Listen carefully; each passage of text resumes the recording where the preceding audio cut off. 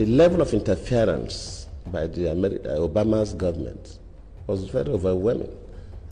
It's not as if I couldn't have won the election even with that.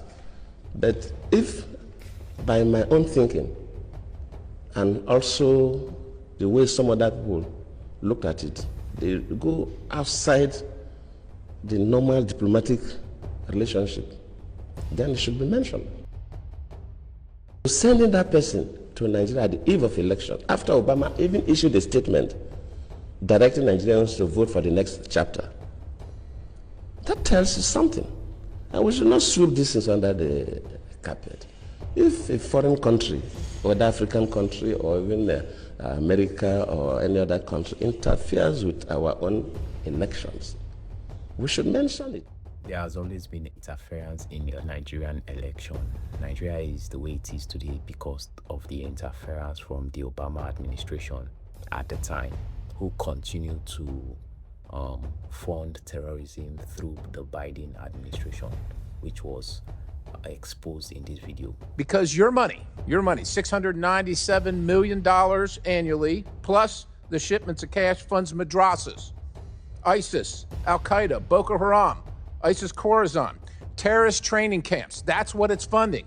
You are funding terrorism, and it's coming through USAID. And it's not just Afghanistan. You are paying for terrorism. This has got to... So the terrorism in Nigeria at the time was very low until it was funded through the Obama administration back in 2015. Then it escalated. Keep in mind that the Boko Haram group is not just being funded by Obama through the US aid, but there are groups in the Middle East that is also funding them. So what started out as a little yeast is now full-blown, and it is looking like it cannot be stopped except through the help of the Lord. The Boko Haram group was established for three major reasons. Outside destabilizing the election back in 2015, they were established to Islamize Nigeria.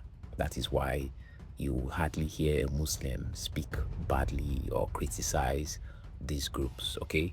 Remember that there is a prophecy about Nigeria, and the enemy is fighting to ensure he keeps the nation in bondage, in darkness, under oppression.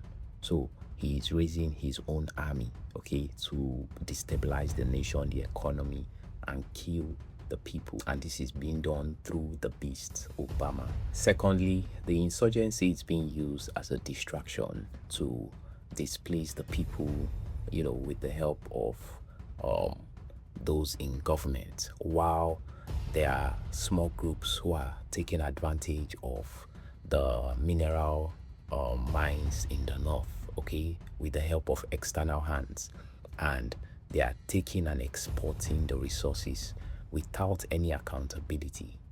Thirdly, if you look closely at the areas where these attacks are taking place in the North Central, the attacks that has been taking place in Benue, the attacks in Plateau State that happened recently, you will quickly notice that these are the food producing states in the nation. Okay, these are the major food producing places: Benue, Plateau State, some parts of the north where food production is heavy. These are the major points of attack, okay, outside the areas where the mineral mines are located. They are going against farmers. That is why you're seeing the increase in cost of food produce in Nigeria. Last year, things were very expensive. Outside the bad governance, you have external forces who are working for one agenda, okay? You have those who are pushing the vaccines, those who are pushing the GMOs. You have those who are pushing insurgency, terrorism in the country, those who are pushing the LGBTQ in Africa, all to bring to pass the agenda of the enemy.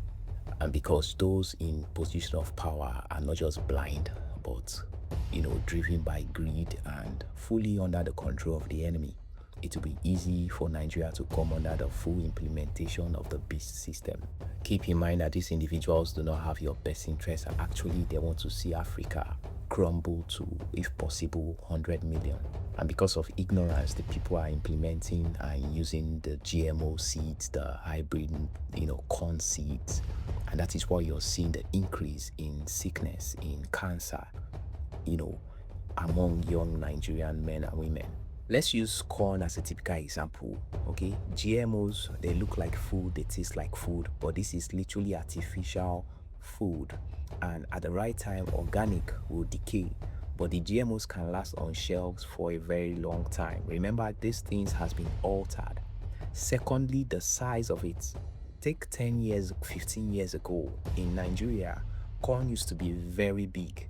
But with the GMOs, actually Nigeria is using the hybrid seeds. So the corn size is slowly shrinking.